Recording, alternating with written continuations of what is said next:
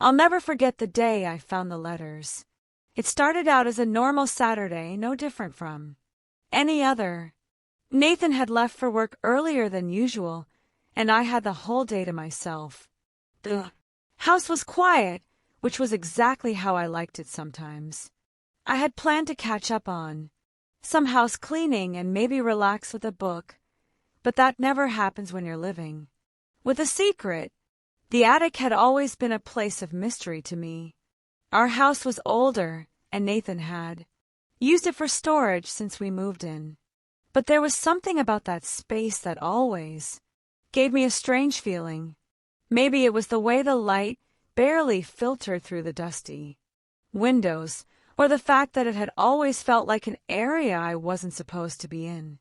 It wasn't until a few weeks ago when we had a leaky pipe that I had reason to go up there myself. Nathan had been busy with work, so I had volunteered to go through the boxes and check for any water damage.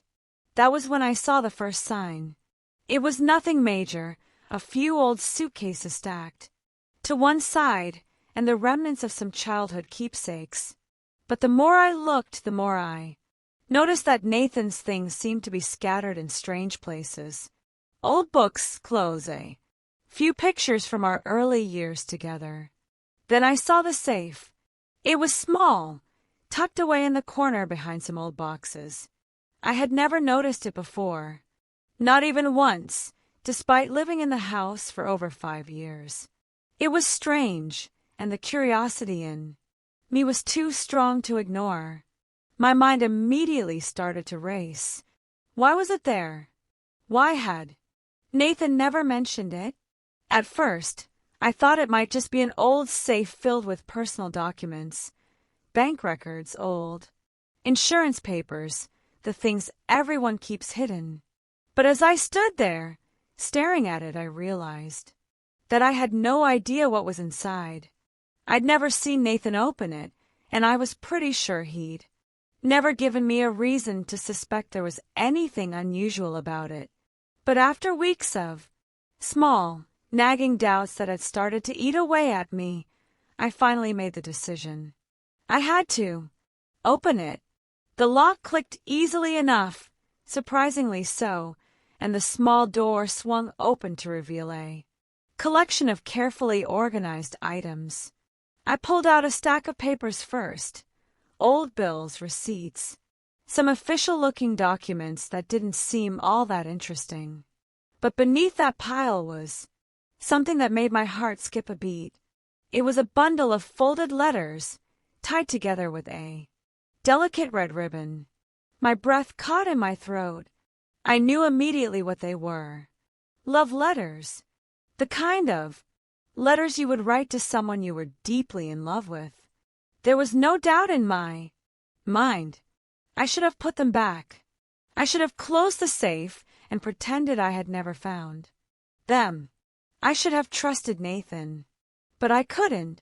My fingers trembled as I picked up the first letter, unfolded it carefully, and began to read.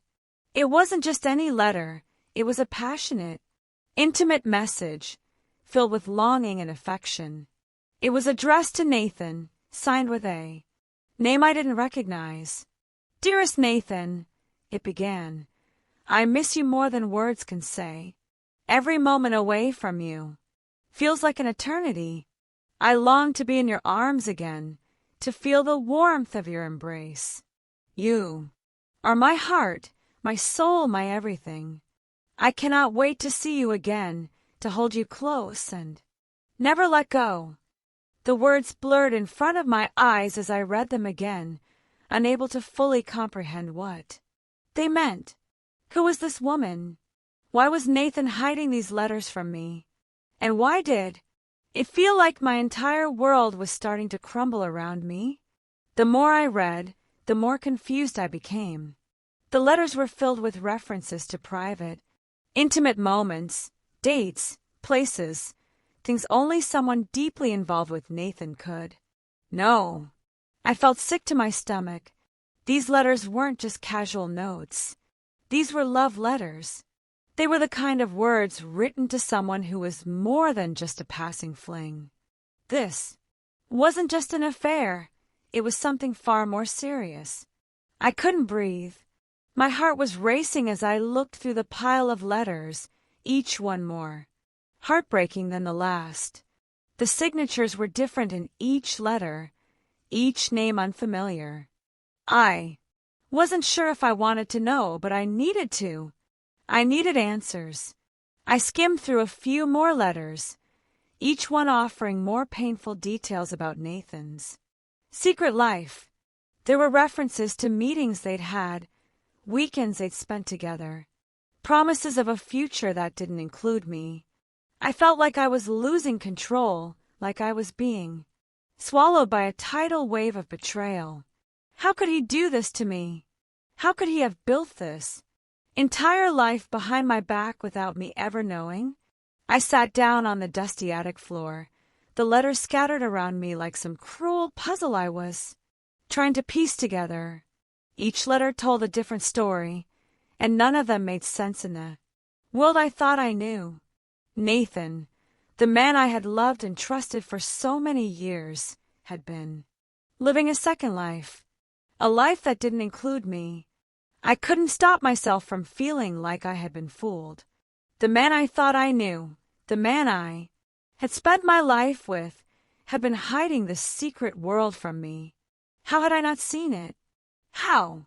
Had I missed the signs?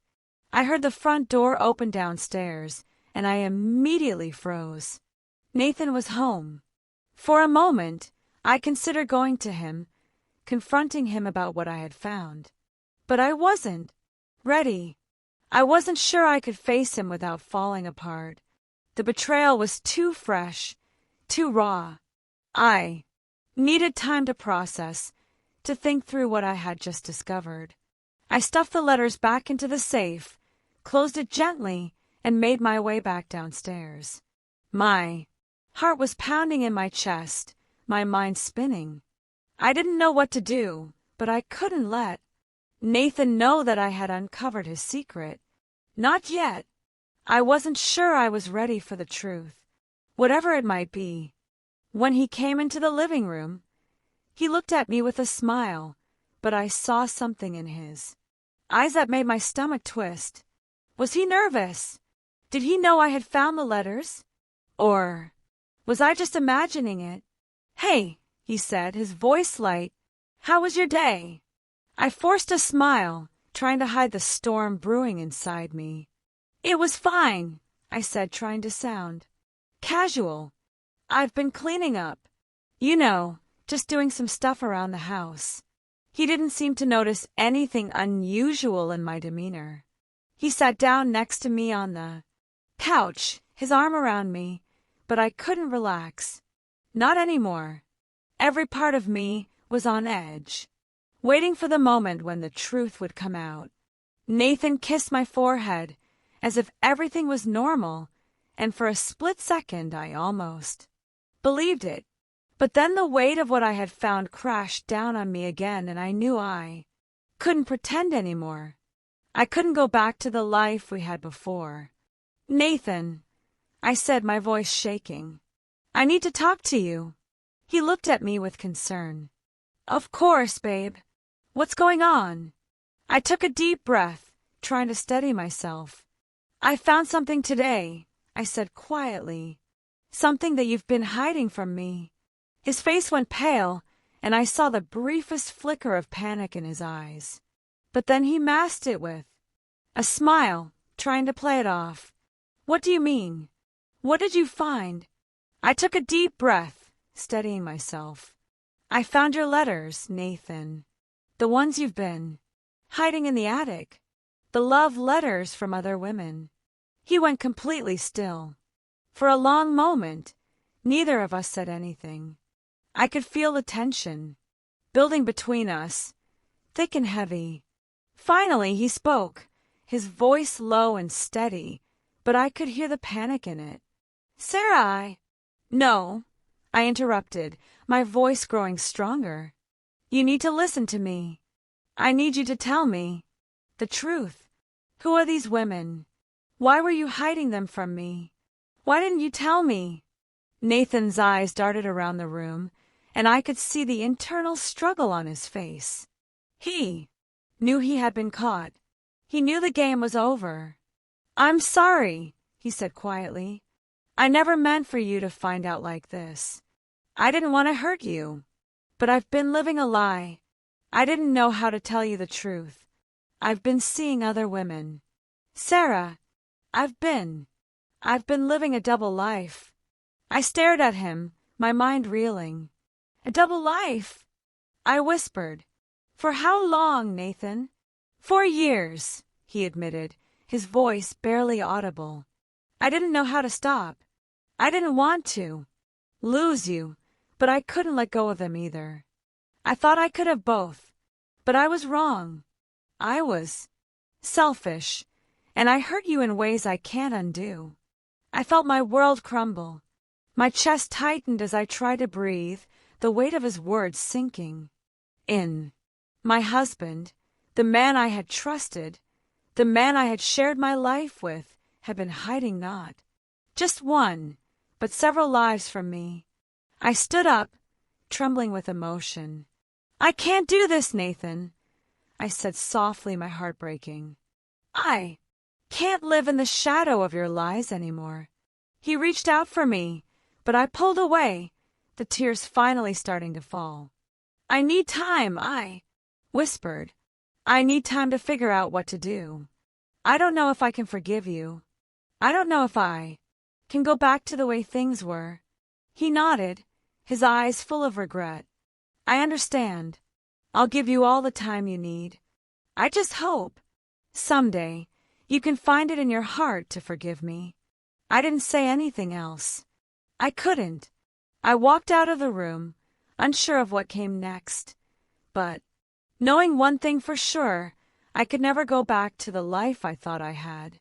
The next few days felt like a haze, a whirlwind of emotions that I couldn't fully process.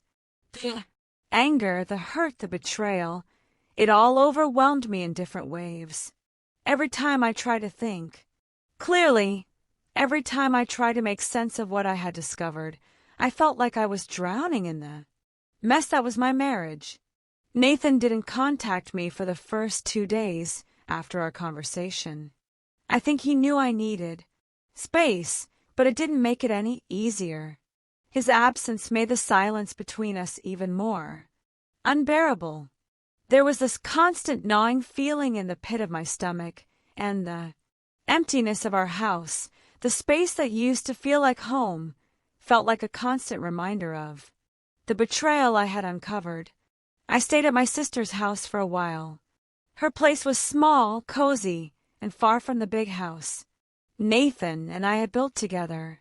I didn't want to be alone with my thoughts, not with the weight of what I had learned pressing down on me. Lisa tried to comfort me as best as she could, but there was only so much she could do. I didn't need comforting. I needed answers. I spent hours pacing, asking myself questions that didn't have easy answers. Was I overreacting? Was this just a phase that Nathan had gone through, something that could be fixed with time and understanding? Or had I been blind to who he really was all along? How much of him had I been seeing, and how much of it had been a carefully constructed lie? I couldn't stop thinking about the love notes I had found, the tattoos, the way Nathan had looked at me when he finally confessed. His eyes had been filled with regret. Yes, but there had been something else there too, something I couldn't quite place. Was he truly sorry, or was he just sorry he'd been caught? One night, I sat on the couch at Lisa's, the house quiet except for the sound of the clock ticking. I had my phone in my hand, staring at the text message notifications from Nathan. He'd sent several messages over the past few days, each one more desperate than the last, each one begging me to talk to him, to give him a chance to explain himself. I had left him on read. I couldn't bring myself to engage with him, not yet, but the temptation was there. I wanted to hear his side of the story, to understand why he had done what he did. But I was scared that if I heard him out, I would fall back into the same cycle of trust one had before, and I wasn't sure I could take the pain of being betrayed again. But still, the temptation was strong. The desire to have answers, to know if he was truly remorseful, not at me. I couldn't escape it. So, I did the only thing I could think of. I texted him back. "I'll meet you tomorrow. I need to hear what you have to say." I hit send before I could second-guess myself. Immediately, I felt a rush of anxiety wash over me. Was I making a mistake? Was I opening the door to more pain? I didn't know, but I knew. One thing for sure, I couldn't move forward without hearing him out. I needed closure, or at least a chance to understand what had happened, to hear it from his perspective. The next day, I met Nathan at a cafe. The place was quiet, cozy, with soft music playing in the background. I tried to calm myself as I waited for him to arrive. When he finally walked in, my heart skipped a beat. He looked different. His face was haggard, his eyes tired, like he hadn't slept in days. But there was also something else there, something I couldn't quite put my finger on. He looked vulnerable, almost like a shell of the man I had once known. He spotted me immediately, his expression shifting as he walked toward the table. I stood up, and for a moment, we just stared at each other. I could feel the weight of the conversation ahead of us, and it felt like the world was holding its breath, waiting for one of us to speak. "I'm sorry," Nathan said as he sat down, his voice quiet. "I don't know where to start, but I'll try to be honest. I've done a terrible thing, and I don't expect you to forgive me, but I'm asking you to listen. Please." I didn't respond right away. I just nodded, my heart still heavy in my chest. I had heard his apologies before, but I needed to hear more than just empty words. I needed to understand why. Why had he done this? Why had he lied to me for so long? "I should have told you, Sarah," he continued, his eyes filled with regret. "I shouldn't have kept these women, these tattoos, these secrets from you. I was selfish, and I didn't think it through. I didn't want to lose you, but I didn't know how to stop myself from getting deeper into this mess." I looked at him, my eyes narrowing. "How long has this been going on, Nathan?" I asked, my voice tight with emotion. "How long have you been seeing other women behind my back? And why didn't you tell me?" Nathan swallowed hard, his gaze dropping to the table as he seemed to search for the right words. "It started a couple of years ago, Sarah. I met someone when I was traveling for work. It was supposed to be nothing, but it turned into something, and I couldn't stop. And then another woman came into the picture, and then another. And before I knew it, I had kept secrets from you. I thought I could manage it all. I thought I could live this double life." I shook my head, feeling the anger and hurt rising inside me again. "And the tattoos?" I asked, my voice trembling. "Why didn't you tell me about the tattoos? Why didn't you tell me about these women who meant so much to you?" Nathan looked away for a moment, taking a deep breath.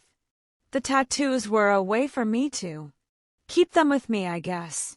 They were reminders of the people I had been with, the moments I shared with them. But they didn't mean what you think they did. They were mistakes. I thought getting them would make me feel like I was honoring those relationships, but now I see it was just a way to keep lying to myself. And to you. I felt like I was suffocating. The anger in me was so intense, I could feel my heart pounding in my chest. The man I had married, this person I thought I knew so well, had been living a lie. He had betrayed me in ways I couldn't even comprehend, and he was sitting here, telling me it. was all just a mistake. Is that all it was, Nathan? I asked, my voice steady despite the tears that threatened to fall. Just a mistake? These women, these tattoos, were they just meaningless to you? Or was I just the one who didn't matter? No, he said quickly, his voice desperate. No, you matter. You've always mattered. I never wanted to hurt you. I was stupid. I was selfish. But the truth is, I was running away from the reality of my life with you. I thought I could live in this fantasy, this world where I could have it all. But now I see how wrong I was. I've lost everything, Sarah. Everything I cared about I've ruined. And it's my fault. I closed my eyes, trying to hold it all together. This was the moment I had been waiting for, the truth. But it didn't make anything easier. The words were like daggers, each one cutting deeper. Then the last. How could he have done this? How could he have lied to me for so long? Why didn't you tell me? I whispered. Why didn't you trust me enough to be honest with me? I don't have a good answer for that, he admitted, his voice low. I was afraid. I was afraid of losing you. But I see now that hiding the truth from you is what really cost me everything. I sat back in my chair, my hands folded in my lap as I tried to absorb everything he had said. The anger was still there, but now there was a new feeling too, emptiness. The life I had thought I was living, the future I had imagined, had all been a lie. I couldn't just ignore that. I don't know what to do, I said quietly. I don't know if I can forgive you. I don't know if I can trust you again. I'll do anything, Sarah, he said, his voice breaking. I know I've ruined everything, but I love you. I'm so sorry. Please don't leave me. Please don't walk away. I didn't know how to respond. The truth was I was torn. Part of me still loved him, but part of me was angry beyond belief. How could I move past this? How could I ever look at him the same way again? I need time, I whispered, my throat tight. I can't make any decisions right now. I need time to think. I need to figure out what I want. I understand, Nathan said softly, his eyes full of sorrow. I'll give you all the time you need. But please don't give up on us, Sarah. Please. I stood up slowly, feeling my legs shake beneath me. I didn't know what to do. I didn't know if there was even a chance of us fixing this. But as I walked out of the cafe, I knew one thing for sure. My life was never going to be the same. I didn't know if I could forgive him. I didn't know if I could ever look at him the same way. But I had to decide, and it was the hardest decision I'd ever had to make.